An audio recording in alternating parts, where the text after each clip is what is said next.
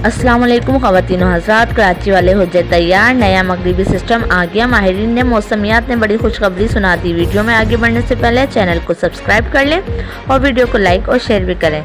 आपको बताते चलें कि मंगल और बुध को दही सिंध में हल्की बारिश और कराची में मुतल्ला अब्र आलूद रहने का इम्कान है।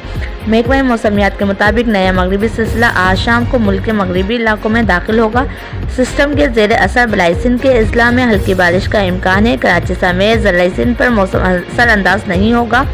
महकमा मौसमियात की पेशन गोई के मुताबिक 28 फरवरी से 1 मार्च के दरमियान लाड़काना, शिकारपुर, कंबर शहजादपुर, दादूश, जैकबाबाद और सक्कर में हल्की बारिश और बूंदाबांदी हो सकती है। कराची में 2 रोज़ के दौरान मुतल्ला साफ और जुज़ी अबर आलूद रह सकता है। सुबह के वक्त कराची की फिजाओं पर धुंध छा सकती है।